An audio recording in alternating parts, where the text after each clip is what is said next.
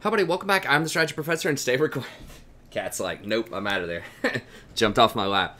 Today we're going to be going over some of the proposed changes for the 8.15 PBE, and I'm going to be talking about the current state of the metagame, just what do I think is doing well right now, what are some surprises, what are some things that we predicted last time, and I'm trying to do this video series like every other week when there's not a patch. I just do kind of a meta update video and just kind of look at the stuff that's going on the PBE just to kind of give you a heads up. So the stuff on the PBE is not guaranteed to go through to live. I do a live patch every single time it comes out, so just always look for that on the Tuesday, right before patch day, in the United States at least, Eastern Standard Time. They usually release the notes around like 2 or 2:30 in the afternoon, Eastern Standard Time. So I always do the patch notes on that day.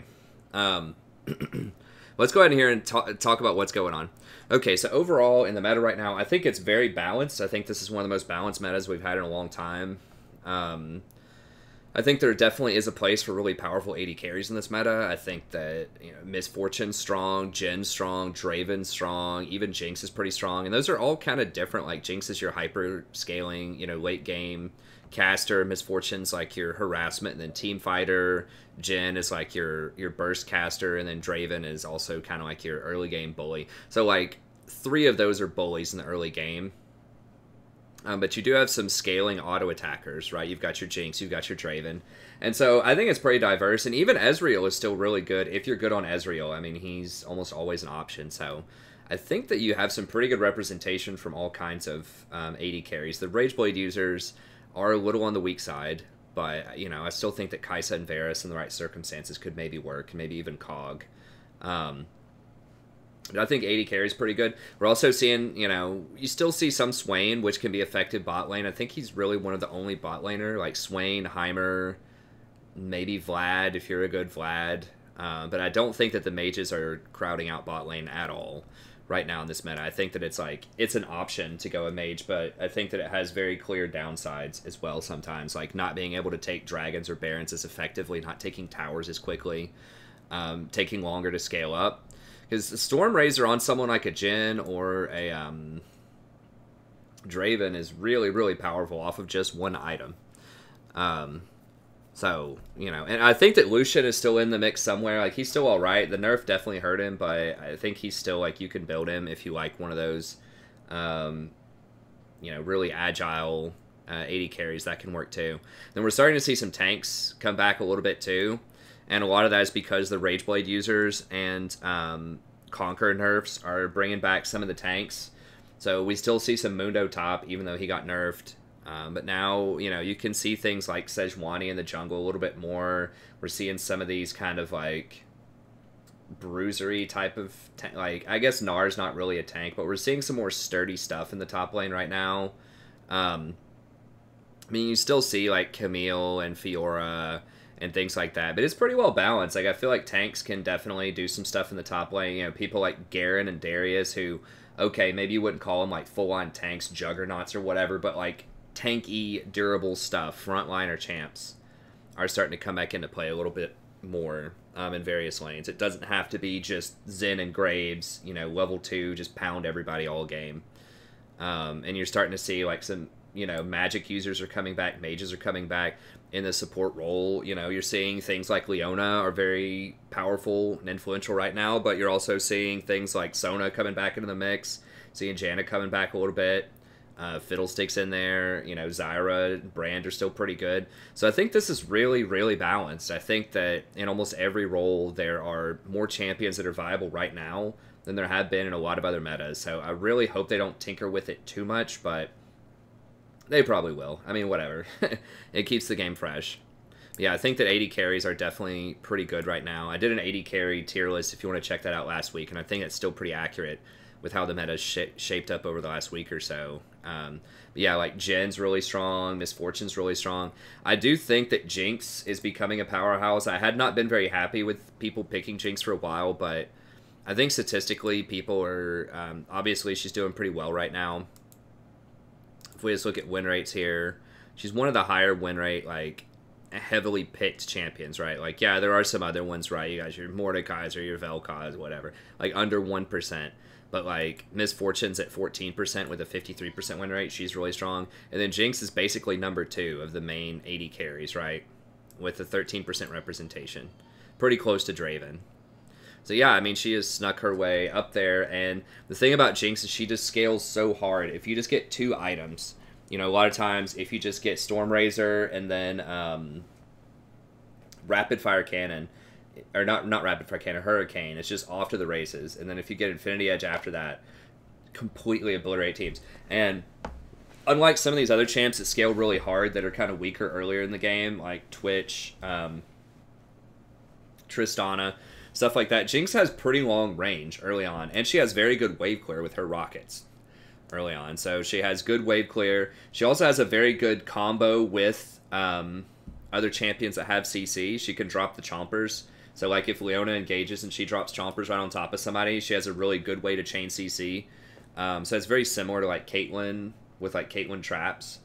And that's something that like Twitch and Tristana don't really offer. I mean, like Tristana can jump in and try to all in, but Jinx with those chompers can chain CC people together pretty well. And obviously if she gets a kill in a fight, she snowballs super hard with the movement speed. Now you do have to have a support that's actually going to peel for you and help you out. So that's one thing with Jinx. You know, you got to have a Janna or a Lulu or something that's going to help you. But she's probably one of the best solo queue champs right now for 80 carry, just because if she gets ahead, it's just so difficult to stop her. Because of her range, her team fight capabilities, and she does have utility with the chompers and with her ult and stuff like that. So I think Jinx has been a little bit of a surprise. I didn't think she'd be up that far. I think I had her at tier 2. She probably deserves to be tier 1. And I was kind of a doubter, but the Enchanters are coming back a little bit, which is something that I'm mentioning right here. And so that helps Jinx out a lot, that you're starting to be able to see more like Sonas and like Jannas, Lulus, things like that. And Sona has been strong, especially, like, they buffed her mana again at some point. I don't remember when that was. That was like 3 or 4 patches ago, but they gave her some buffs, which helped her out a lot with her early game mana. And then they buffed Athene's heavily by basically converting 35% of your damage to healing instead of just 25%. So that was a very big buff. And so Athene's plus Redemption is super strong on her. Redemption effectively gives you let's say 30 more AP because you get 150% mana regen, which is something you really want on Sona anyways. But now it converts it over to an extra 30 AP, which is an extra 600 gold value. So being able to get Athene's early, which gives you 100% regen and gives you 50 AP, so very respectable AP, and all these other stats. I mean, let me just pull it up real quick here. I mean, I said that Athene was really strong and they reworked it, and that has been true, but the problem is most people who have wanted to use Athene's have also been like squishy enchanters, and the abundance of snowball mechanics in the game and just assassins everywhere really precluded people from playing things like Sona, you know, when Talon is full power, or you've got just a Graves as camp in your bot lane. It's really hard to pull it off. But now people are starting to move back towards these slower games. It is slowing down because we do have that catch-up gold, so it's really far to get ahead in gold over other people. You aren't sharing tower gold as much. People are spawning faster, so dying early doesn't completely lock them out of the game. More people are taking teleport to get back to lane. Now, the teleport does get nerfed on this patch, but there have been a lot of things that have made it difficult to snowball and get ahead. And then just the like nerfing of things like Conquer and Rageblade have helped out tanks a lot, because now they don't just get hyper shredded. You can actually build tanky and be difficult to kill, whereas when Kai'Sa was super strong and everybody was picking her and Rageblade was just insane on her, and like Master Yi, then there was really like no reason to play a tank because they would just delete you. But they have been nerfing a lot of these anti-tank champs. So they've been nerfing Irelia has been nerfed several times. Camille got nerfed. Conquer itself got nerfed. Rageblade got nerfed. Kai'Sa got nerfed several times. So, you know, a lot of these things that were very anti-tank are, you know, they're going out a little bit. And so as tanks come back, Enchanters are better because the plus healing and shielding from Enchanters scales better with tanks than squishies. And also, if you're against tanks, there's a much less likely chance they're going to blow you up instantly. So someone like a Sona is going to be much better with tanks on your team and against tanks on the enemy team. Yeah, Athene's is very gold efficient, you know, by itself. So you get this 93% gold efficiency, and then after applying the passive and getting the extra ability power just off the item itself, it's 115% efficiency. Now, I didn't do the full calculations for this video for this 35% pre-mitigation damage, but on someone like Sona, if we pull this up,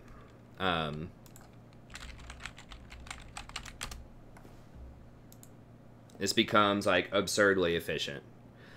So if you look at like her Q, let's say that you get 2 points of Q in lane. Let's just be conservative with it. 2 points of Q in lane. You auto attack somebody. You Hymn of Valor and do an empowered auto attack. So that's 140 damage. And then your normal auto attack is going to do, I don't know, 70. This is pre-mitigation. We'll say 60.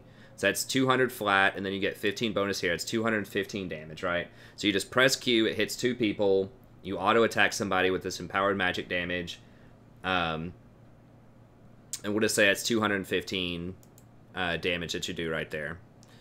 And then, where's is calculator not on here? So it's 215 times, you get 35% of that goes into the next time you press W, which is on a short cooldown. So it goes down to a 6 cooldown. So 0.35. You're going to heal for an extra 75 off of this. So the healing on this normally, let's say that you have like maybe 3 points in this. Let's say you're level 6. You have 3 points in W. Actually, you know, that would be like level 7, but whatever. Let's just say you have 3 points in W, right?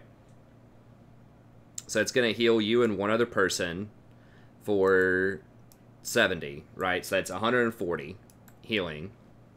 And the shielding component, you know, you could get up to an extra 150 off of that. So 140, you're getting an extra, so just as far as the healing goes, you're getting an extra 75 heal off of 140. That's 53% bonus healing, pretty much, off of that item. Now, even if you include the shield, let's say that you touch, I don't know, 3 people with it. So let's do, what was it, 225. You touch 3 people with this. It's 225 plus 140. It's going to be 365. So even 75 divided by 365, that's still plus 20% bonus healing and shielding. So even in like a really good scenario where you're healing 2 people and you're shielding 3 people and they're getting maximum use out of that shield, so everybody is actually like taking damage and the shield is not wasted on anybody, it's still 20% plus healing and shielding. If it's just like you're just healing and you're not like counting the shield, then it's somewhere closer to whatever that number was, close to 50%. But even at plus 20% plus healing and shielding, so we'll just call it 20% flat. So 20 times plus healing and shielding is valued at about 35 each. I don't think they changed that. They may have made it more valuable, but it used to be 35 each. Whatever. It's something like that. It could be even more. So that's worth about 700 gold worth of stats off of that passive. Now, it's not quite the same as plus healing and shielding because plus healing and shielding also affects redemption very heavily and, you know, can affect things like locket. But as far as like your main heal, which is your W, it's effectively plus 20% healing and shielding. And that's off of a very, very simple scenario, which is just, you just Q somebody with a low level Q and just one auto attack. That's not including power cord, that's not including the extra AP that you have. I didn't even calculate in the AP. But if you have extra AP, as you get more AP, you deal more damage, which turns into more healing. So the item is just absurdly good. Like, it's basically effectively minimum like plus 20%, you know, healing and shielding. And the fact that they nerfed Mikhail's and a lot of the other plus healing and shielding items makes this even better on someone like Sona, who can spam those abilities quite often.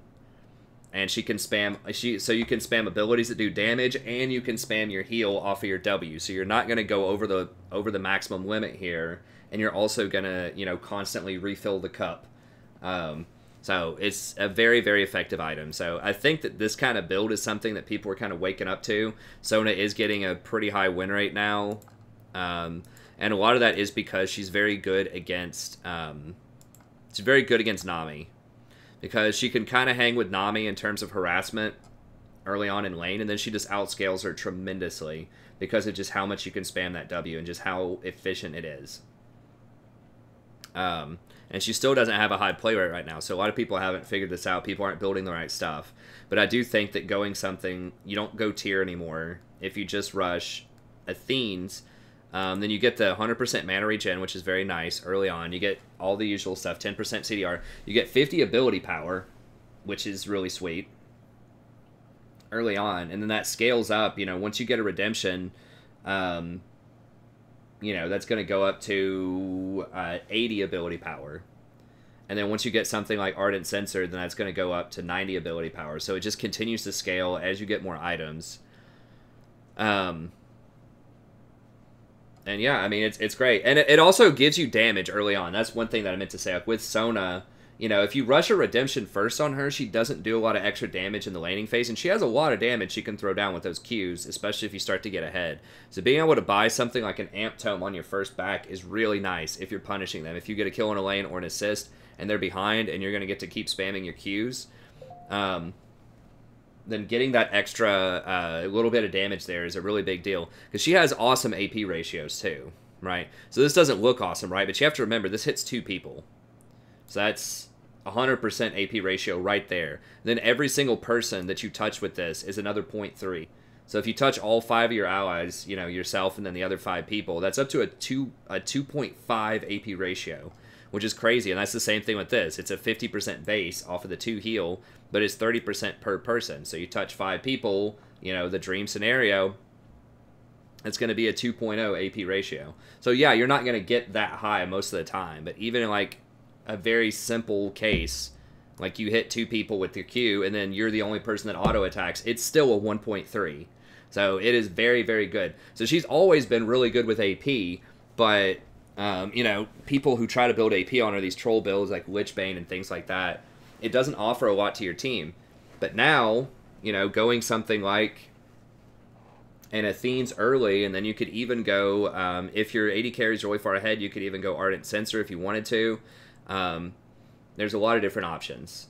You could go Shirelia's. That translates that, you know, 100 mana regen on Shirelia's into an extra 20 AP. So you just start getting value off of everything, pretty much. And if they do happen to get a Fed Assassin and you pick Sona, the Zed goes 3-0 in lane, you can still go Zeke's. It's not the end of the world. It's not great on Sona. But she does have, you know, an ult that does hold people in place and will allow your AD carry to throw down some damage. So she can do that. She obviously doesn't want to do that, but she could do it. She does have an ult that's compatible with Zeke's. It's not on a super long cooldown, but obviously you don't want to have to do that. But you do have a code red if you need it with someone like a Sona or a Nami. So, anyways, I know I talked a lot about that, but that's something that I've kind of been waking up to lately. I played Sona in a couple of games, so I'm like, wow, that feels really strong. So, yeah, I think that Sona's probably the biggest beneficiary, but I think we might see some Janna come back a little bit too. She's very good with Jinx, great with peeling, great scaling on the shield with the AD and the rockets from Jinx. That's a really good combo if you can just survive the early game. And then Lulu is another one that I think is really strong, especially if you have a Kog'Maw or a Jinx on your team. You want some better early game pressure. They don't have too many assassins or things that can dive, then Lulu can be a pretty good option also.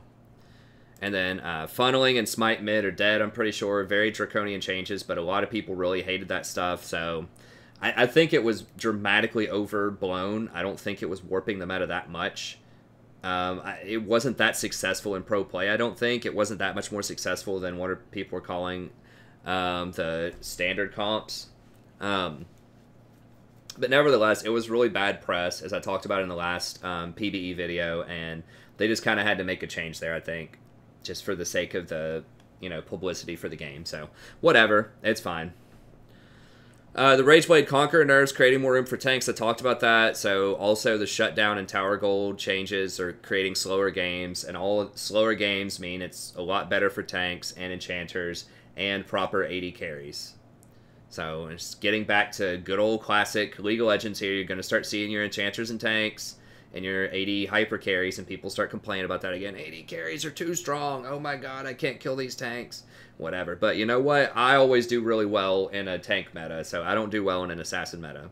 I don't think a lot of supports like an assassin meta. So I think that we're kind of drifting away from that a little bit. Although assassins are still pretty good.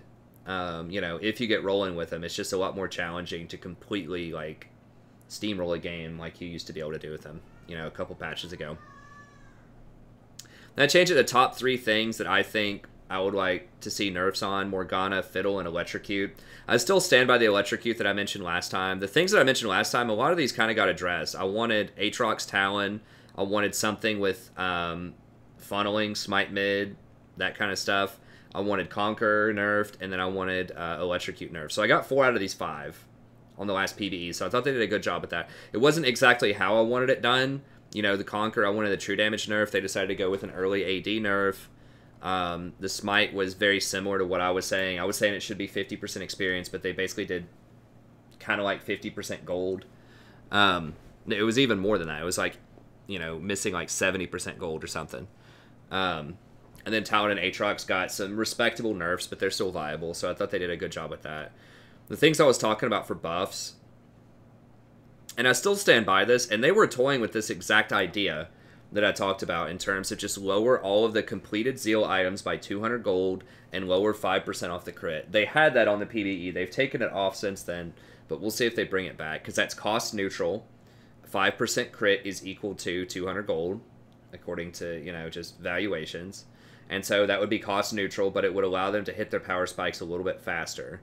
However, I think that some of the AD carries are doing very well right now. I think they might be a little scared to do that because, like I said, Jinx and Jhin are becoming very strong statistical outliers. Now, Miss Fortune doesn't currently use AD crit, but like Jinx, Jhin, and Draven all use crit, and so they're kind of scared because those things are still crowding out a lot of the other picks. So we'll see. I don't know.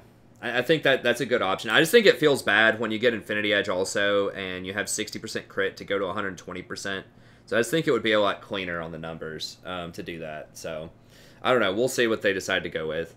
I still think that Frozen Heart would be a good option to buff up a little bit for supports. I think they should change around Locket, make it specifically only good against like magic comps, or not only good, but like even more heavily weighted towards magic resist comps, and not just an all-purpose item that you just always get. I still think they should switch Presence of Mind with Taste of Blood. This would allow a little bit more variety and intrigue in the domination tree, and it would allow more sustain options for AD carries if they want to go into the traditional attack speed tree. And then I think that they should change around ZZ Rock Portal to make it a more vibrant, interesting item. And I kind of went with that for the most part. I just kind of kept the same stuff here. As far as like the nerfs though, I think that Morgana, and they've toyed with this, I think that she definitely needs a nerf. Champions that just block a ton of engage, they're not fun to go, like things that, and it's not only that, like Morgana's kind of an offender in two senses. Like she's kind of like a blend between Fiddlesticks and Tahm Kench, and both of those champions are super annoying for people to play against rather. She has a 3-second bind, which is ludicrous. They need to absolutely take that down to 2.25 max. 2.25 max, because that's what every other long CC is. That's as long as it's going to get, outside of something that's like an ultimate, like an Ash Arrow. Like Malzahar's 2.25, Fiddlestick's Fear is 2.25. I wouldn't even mind seeing those things go down to 2 seconds. I mean, 2 seconds is a light year. It feels really bad when you're CC'd for 2 seconds. So I think that I would like to see that brought down a lot. 3 seconds on something that late game you can spam for like a 7-second cooldown is absurd. And then her Black Shield is just super annoying too, like especially if they put that on like a fed assassin. It's just so difficult to deal with that. And she just auto pushes the wave. She's pretty non-interactive in lane. She just puts her W on the wave and just pushes in, and then just kind of scales for late. So she's a little too strong, I think. I don't mind her having nice AP ratios, that's fine. And I don't mind her having like a Black Shield-esque type of thing. Maybe just lower the shield amount so it's easier to break if people do damage to her.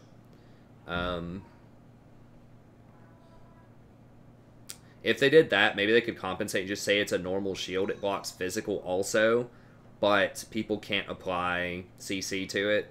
That might be a way to balance it out. Just make it a normal shield, but have it break easier. That'd be interesting. But yeah, something needs to go on with her. Definitely not a 3-second bind. And probably something with Black Shield. Fiddlesticks is also... he's just very annoying to play against. I've been playing a good chunk of Fiddlesticks lately. He's very powerful, but it just feels kind of unfair. Like, the crows, you just spam E on the wave, and it just bounces around and automatically applies Airy and Scorch. Just over and over and over again in the landing phase, and pushes the wave. Like, he's very non-interactive. There's no way you're out pushing him hardly in lane. Like, it's very, very difficult to deal with that. And you can't really hit him. I mean, he just casts that on the wave, and then it just bounces around. Even if you're like 1,000 units away from him, it's going to bounce you and hit you a lot of times. So, I would maybe nerf just how much damage it does to lane minions. I think that would probably be fair. Just take away the wave clear aspect of it. And then his fear, maybe just tap his fear a little bit, make it a 2-second instead of 2.25 second, or they could nerf the range on it and make it like 550 instead of 575 or 525 is what it used to be. I don't know. Something with the fear, though. I don't mind his ult doing a ton of damage. It's hard to pull off. It's very risky against a team that has decent vision. I don't mind that his drain does a lot of damage because you have to hold it on him for a long time. So... we'll see, but those are the two champs that I think probably most need the nerfs right now. I think in other roles, everything feels like all right. Like, there are strong champs. I think Aatrox is still strong. I think that, like, Zoe's strong, Mundo's strong. You know, there are strong champs, but those two are just, they're strong and they're really, like, anti-fun, I think, a lot of times to play against. Then I still think they should nerf Electrocute a little bit just to tap. I mean, maybe you don't need to tap the Assassins again, but I still think that Talon and Zed are a little on the strong side. And this would also help against things like LeBlanc a little bit, who I think is potentially a little on the strong side. The Electrocute's still a little much for the burst, but that's a lesser priority than Morgana and Fiddle. Okay, let's talk about the PBE here for a little bit then. Let's see what they are doing. Now, some things have been changed. This is as of 7/26. This is as of Thursday night before the stream. I'm recording this, and so, you know, if you're watching this on Friday or, you know, whatever, it may have changed. So we're just going to talk about what's actually on here, because some stuff came up and then they took it off.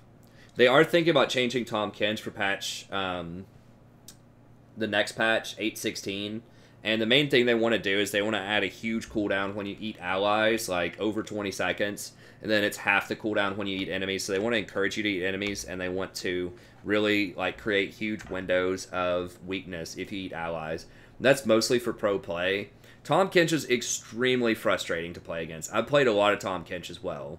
But his ability to retroactively get people out of any CC is very, very strong. So I think that it's fair to have that on a really long cooldown. You shouldn't be able to do that multiple times in a fight. So, I think that's fair. I would like to see a bit more compensation with some other stuff if they do that, though.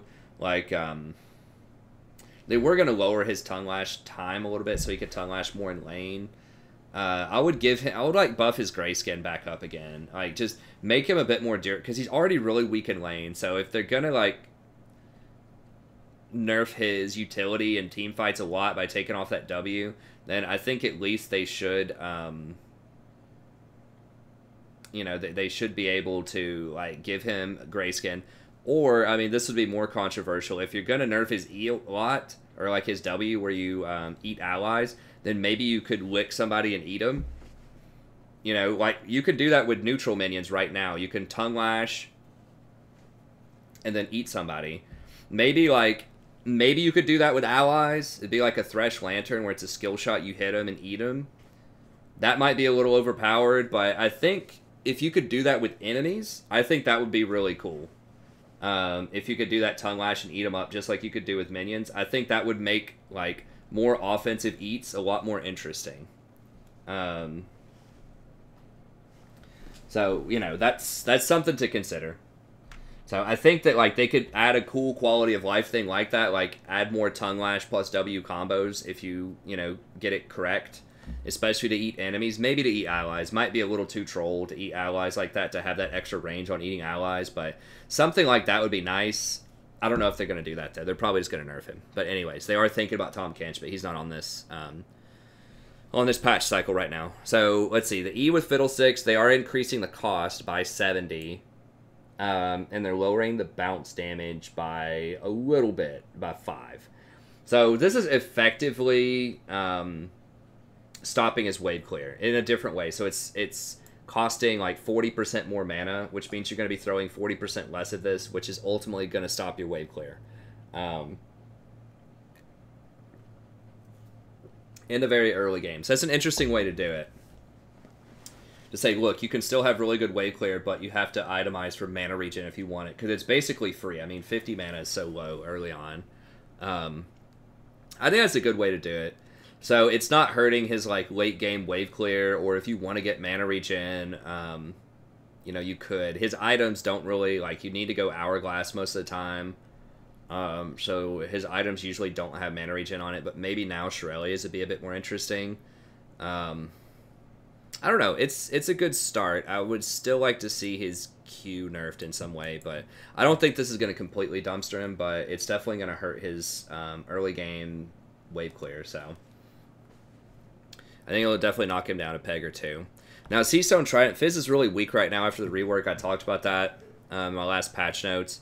They're increasing this a lot, though. His on-hit AP damage goes to 40%. His AP active ratio is 60. I just think they're very confused about Fizz. I mean, what do you want this guy to do? Do you want him to one-shot, or do you want him to be, like, a sustained damage champ? I think if they want him to be, like, tricky, sustained damage, they need to lower the cooldown on his E so that he can jump around a lot. I think that's the coolest part of his kit, is being able to evade and jump. Instead, they're just, like, raw increasing all of his AP ratios. Like, this is huge, 30% extra AP ratio on his R. And then, the active W is going up a lot, and they're increasing the, when you activate it. So they're giving him 50 extra base damage on his W, 50 extra base damage on his W, and they're increasing it by 20% when you hit him. That's 50% extra scaling, going from 40 to 60. And they're doing the on-hit by an additional 25%. What are they smoking? Like, 50 extra damage is so much damage. And then, basically, it's going to have a 1.0 ratio whenever you hit them. In addition to the Shark being, like, basically a 1.0 at R. Like, that was their whole thing, I thought. Was they, like... So, Fizz's cycle was, back in, like, Season 5 or something, he was one-shot. Like, he would just... go in with his E, hit somebody in the face with the fish, and then they were dead. Basically, and then they introduced... So it was pretty much one shot. He would just jump on you, fish you in the face, hit you a couple of times, and you're dead. By the time the fish blew you up. Well, now, like, then they changed it to say, okay, look, we want him to be more skill expressive, so we're going to make it to where we're nerfing the damage on his fish a lot, but if you hit it at medium range, it's still going to be about the same. Close range, though, which I think they define it as like 600. If it's under 600 range, I don't remember the exact numbers. It's something like that. If it's under 600 range, then you get the little one. Then if you get the medium one, it's about the same damage, which is like 600 to 900 or something like that. And then the big one was supposed to do extra damage. And that was whatever range, 900 plus. But then they changed his W to where it didn't do instant damage. Like, you had to wait 2 seconds and then trigger the double damage. So they tried to make it to where he wasn't one-shotting people easily. It was giving them some time to outplay if they could dodge the shark, or if they had some other kind of mechanic to, like, blink or get away from him before he hit them while his trident was charging for the empowered W after 2 seconds, then they could get away. And that's what they were trying with a lot of assassins. They were doing that with LeBlanc, too. They gave her a delay on her orbs. Now they've reverted LeBlanc and just said, okay, it's okay if she just one-shots people off of one item. And now they're doing it back with Fizz. They're like, all right, whatever. You know what? We tried it this other way. People are mad. They just want to kill people, so whatever. Let's just have him one-shot. So I think this is, like, an astronomical buff for Fizz. Like, if this goes through, he's probably #1 assassin. Like, this is insane, as far as I could tell. Jesus. I mean, all he's going to have to get is, like, probably Lichbane. I mean, maybe Protobelt. Protobelt into Lichbane. I don't know. I think at one item he's going to delete people with this. But we'll see. Yeah, that's a huge, huge, huge buff to Fizz if that goes through. Irelia, this is another champion where it's like, I don't understand. I don't think they understand what they're trying to do. Like with Irelia, I would think you would want sustained tank breaking capacity. Like someone who's tanky, that has like some like utility about her, and is very good in longer fights, especially against tanks. That's how I would position Irelia. But she has been really overpowered, and now it's trying to buff her up a bit. They're giving her a bit more health, a bit more AD early on, whatever. They're giving her extra per stack damage early, which is nice. But then they're lowering her Q damage by a little bit. Total attack damage ratio is down. And the range is lowered. So they're lowering her range on a lot of stuff. It's like they're giving her some damage on her passive, but her Q is doing quite a bit lower damage. Her W, the damage reduction is down a lot. Which is whatever, that's fine. I mean, you only get one point in this for a long time anyway, so it's a slight buff for a lot of the game. And then definitely a nerf, like at level 18. Flawless Duet. It does full damage to monsters now, so I guess you can jungle with her a lot better. A decent little chunk less damage, so like 10 less damage and range lowered. So I don't know what they're doing. It's like, I guess this is net neutral, sort of, but like with the passive, so they're wanting you to get more damage off the passive, but they're like chipping away some damage off of the other stuff. So I guess they're just wanting to like have you express more damage off the passive, and they're lowering her range on everything. So overall, I think it's a nerf, but definitely a buff to jungle Irelia, but maybe a nerf to everything else. I don't know. It's tough to say. I think she'll probably be about in the same spot, but I'm not an Irelia expert, so. They're lowering the attack speed on... A lot of people say Kindred's too strong right now. I think she's pretty good. Well, I feel like she does burst damage. I guess Wolf does damage over time, but I guess lowering his attack speed's probably a good thing. What do you want, Sadie? I already fed you. I don't understand raising this cooldown. I feel like that's not her problem, or their problem, or whatever. I really don't like nerfing cooldowns on. I think that doing like using abilities is fun. That's what's good in the game. You cast abilities, so I would much rather them have like lower cooldowns on abilities, but then also have lower cooldowns on abilities, but just lower the damage or something on it. Like, I think that's a much healthier state of the game. I don't really like these, like, super high impact ults that have, like, extremely long cooldown. It just kind of feels bad.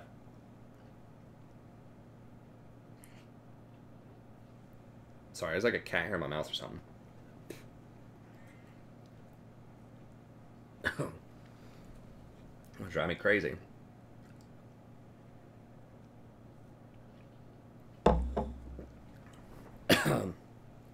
That's one way to fix it. Just swallow it with some water. But yeah, whatever. I think she'll be fine. Probably. But that is annoying. What do you want, Sadie? Lee Sin. Okay, I really think they should definitely buff this champion, because people love playing him, and he's so bad right now.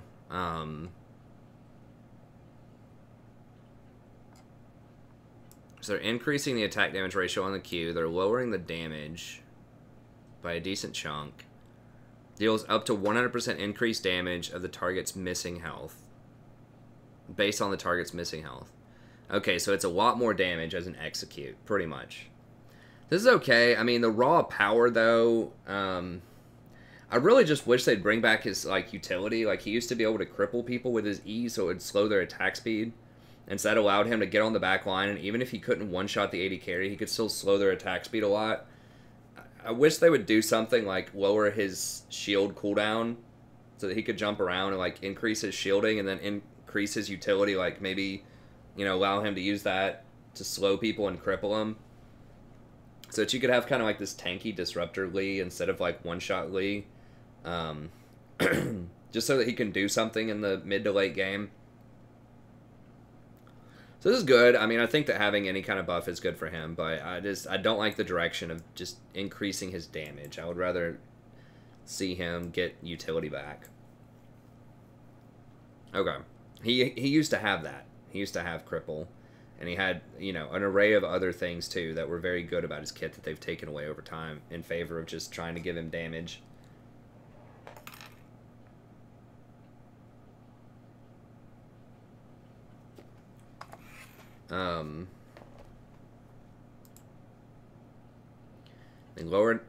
They lowered her mana regen. She has 15 mana regen. Is that per level? Oh, 3 per second, so it's 15 per 5 is what it was. So they're lowering it to 2.2. Okay, so they're lowering it back down to 11 effectively. Okay, I mean that's what it was before. She doesn't have mana problems anyways in lane. She just spams her W. Cost increase from 50 to 80. Who cares? Like, this isn't something you spam. I mean, they're trying to hit her in the mana regen. I just don't think that's going to matter too much. I mean, maybe it will. Maybe I'm wrong. But, like, this already has a long cooldown, so it's already gated by its long cooldown, and it's not something you spam. You use it selectively whenever they try to engage. So, yeah, I mean, I guess you can try to run her out of mana by forcing her to Black Shield a lot, but I think that usually that's not going to work because the burden on you is to get into a position to hit your skill shot on her first and actually, like, be able to hit it and force her to Black Shield. So you're just having to work way, way harder than she is to run her out of mana. You know what I'm saying? Like, she doesn't have to do any kind of work to, like, make that Black Shield happen. She can just react to what you're doing. So, because it's not a proactive ability, I don't know. I think they're being too nice. Way too nice. Why does she still have a 3-second bind time? The world may never know. So, I don't know. I think that she definitely needs a nerf. A little bit more than that. Good. Buff for Olaf sounds good. He's kind of a little weak right now.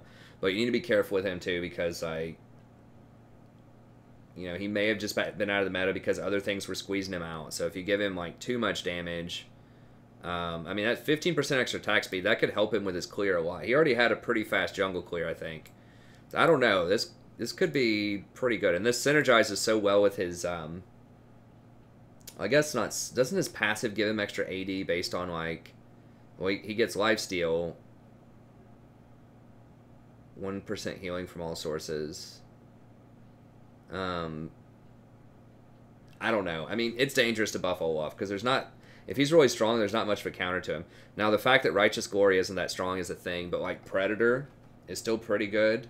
I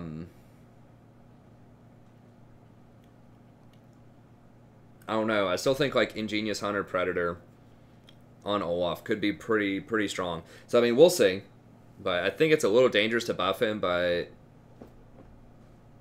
it's probably okay. I don't know. They're walking a line with that one. Dark Sphere, early damage. Okay, give her a little more presence in lane. I think that's fair. Make her into a lane bully that kind of becomes an assassin. They did buff her ball damage, I think, a couple of patches ago. If assassins fall off a bit more, then she could be kind of strong. I think she's good into Orianna. I'm not 100% about that.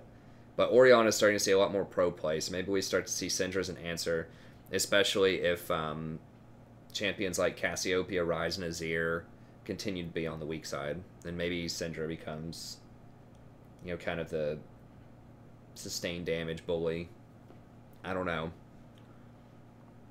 Yeah, probably okay to buff her early game damage. Thresh, good. I mean, he needs help. A little extra AD, so he does a little bit more damage early on. And he can throw his lantern out more. You still aren't going to be able to throw it out a ton, and this is not something that you typically max until last, or at least much later. So this probably isn't going to matter that much. Thresh is still going to have some problems for most people, but it's nice they're at least looking at him. What they really need to do is just give him normal tank stats, and then just change something about his passive. Like, just make it give you AP, or, like, on hit damage, just or like have your other abilities scale off of the souls a little bit more, something like that. Like maybe Hook's damage scales off of the souls, or maybe you know, something about the R scales off of the souls. I don't know. It just like make the souls do something else and just give him normal armor per level. Just give him a standard like baseline armor, get just like other tanks, just like 40 armor, something like that, and then just give him armor per level. You know, 2.5 armor per level. 3 armor, whatever the number is, just give him just like standard tank stats. Because that's his big problem, is he has really, really low base stats. And it's just very counterintuitive because he seems like someone who would want to be pretty close in combat, right? To be able to use flays, use his ult, all that kind of stuff. So I think that, I mean, it's nice they're looking at him, but that's the solution. Or make the souls scale faster off of it. So just give him, instead of like 0.75 per soul, give him like 1 or 1.5, you know, more. So that he, you know, can actually not be super squishy early game. Or at least if he is, into the mid game, he becomes like super tanky as a trade-off for that. Okay, they're nerfing all the gold items as well. They're making it 350 gold instead of 400. I'm not really sure like what the reasoning behind this is. Maybe they're thinking like supports have too much sustain early, and they want to make them like, they want to make it more punishing if they take bad trades. I mean, this is basically going to buff anybody that has a heal or a shield, like a heal in lane. So Sona's going to get a big buff off of this. Nami's going to get a big buff off of this. Soraka. So like early game bully champions that have sustain are going to love this. Everybody else is not going to like this very much. So basically you're coming to lane with, you know, 150 less HP. So any champions that can put down harass and try to force people to use potions. I mean, champions that have heavy harass like Zyra will also like this. So, I mean, some champions will like it, some champions will hate it. Overall, it does weaken most supports in general, except for the few that I mentioned. Okay, Essence Reaver giving it 5 extra AD. This item's pretty bad on most champions. It's just too gimmicky most of the time to try to use your ult. Even on someone where this champion looks like it should be really good, like a Lucian. You don't want to start your fight with an ult as Lucian, you know? Like, you want to be able to use that to clean people up, or while you're kiting, or it's just really awkward. It's got a good stat line, but it's a really awkward item. So, like, maybe on, like, Ashe or Sivir or something like that, this could be okay, but I think by and large it just falls a little flat compared to other items. Alright, Infinity Edge is, they're lowering the AD by 10, in exchange lowering it by 200 gold. So 10 AD is worth 350 gold, so you're losing value on that. And then the true damage is getting lowered from 15% to 10%, which is a lot. And then the unique passive, you deal 50% bonus critical strike damage against minions. Why do they want this to be a wave clear item? Like, this item is trying so hard to be different things, right? So it's trying to be a crit modifier, right? Where it doubles your critical strike chance. Okay, well, that's for, like, you know, burst damage, primarily against squishies a lot of times. You want to crit them out. And then you have, like, this true damage component, which is kind of against, like, tanks, right? It's not going to be as good against squishies. And that was one of their design choices, is they didn't want Infinity Edge to be too good against squishies, but they wanted it to retain its usefulness against tanks. But now you have, like, this wave clear, like a static shiv type of effect. So now it gives you some wave clear on top of that. Like, people who are going to build Infinity Edge, a lot of times they're going to get, like, a static shiv if they want that wave clear capacity. So I don't understand why you would put that on this item. It doesn't make any sense.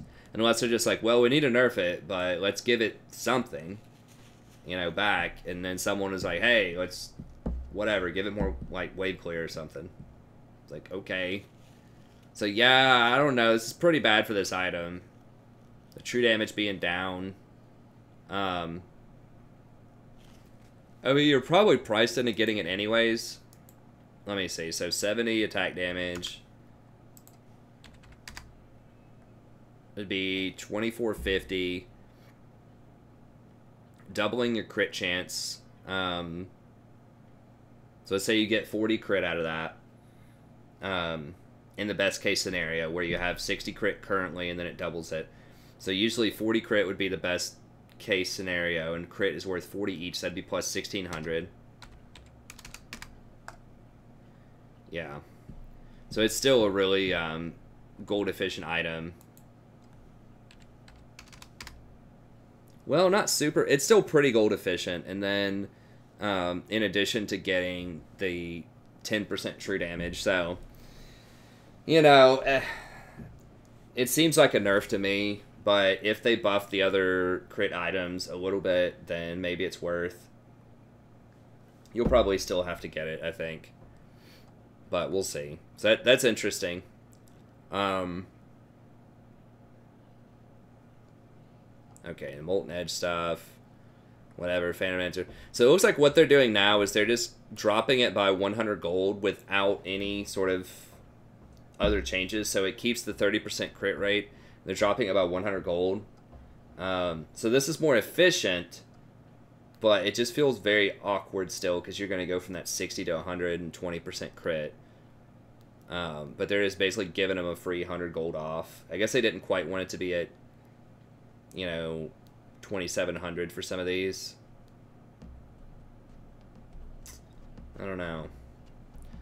It's nice. Like I said, a lot of the crit champions are already coming back, and they're getting pretty strong. So I agree with them. Probably taking it a little slow is probably a good thing. So will this bring someone like Caitlyn back? Probably not. But will Jinx definitely benefit from this? I think so. So we'll see. Hurricane, yeah, they're all just lowered by 100.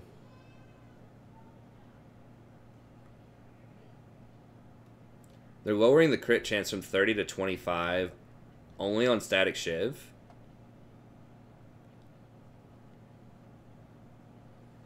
The other ones are still 30%. Static, no one even buys Static Shiv after the nerf to the wave clear that it had. Everybody gets Rapid Fire Cannon. It's always Storm Razor, Rapid Fire, Infinity Edge. So that's really odd that they are specifically wanting to nerf Static Shiv because nobody gets that item. And then like some champions like Yasuo or Vayne might get Phantom Dancer if they want to try to duel people. Yeah, if they wanted to nerf anything, they should have nerfed Rapid Fire. If that's, you know, they want to break up the build, like if they're lowering the cost, but they don't want the build to be too overpowered. I don't know.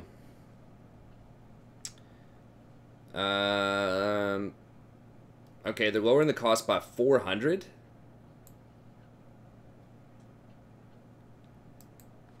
The AD lower by 10 is 350 gold worth of AD. Attack speed, I think attack speed is 25 gold a piece. Let me say 300. Yeah, it's 25 a piece. So they're lowering by 5 attack speed, so that's 125 gold.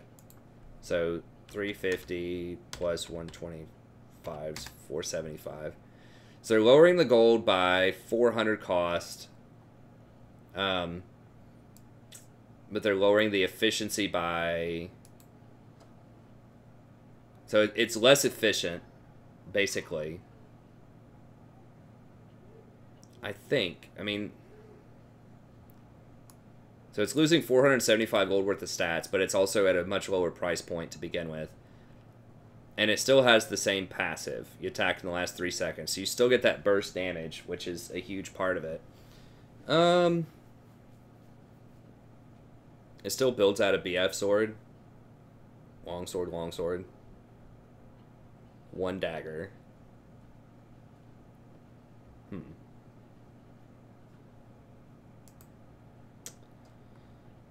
My first instinct is this is a buff. But just because you get that, you still get that same really powerful crit 400 gold faster, which is a huge deal.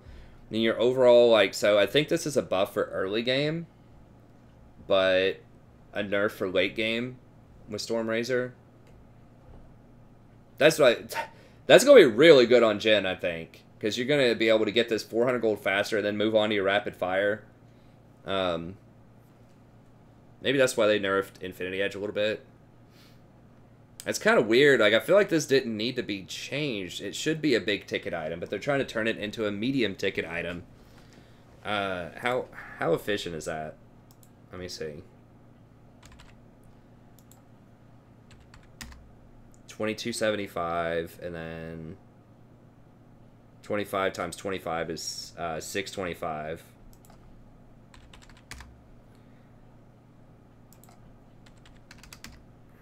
It's 104% efficient, not including its passives.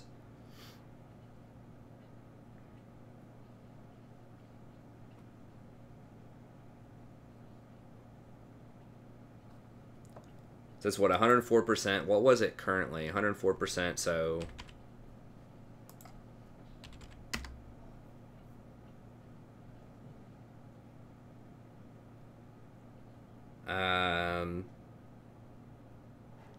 Okay, so 26, 25...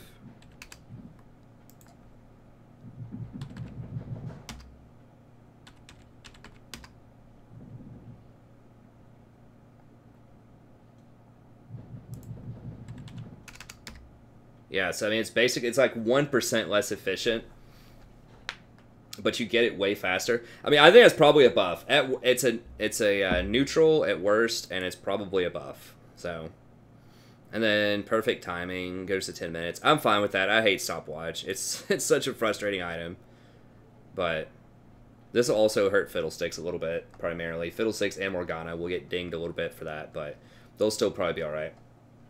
Okay, but that's going to be it.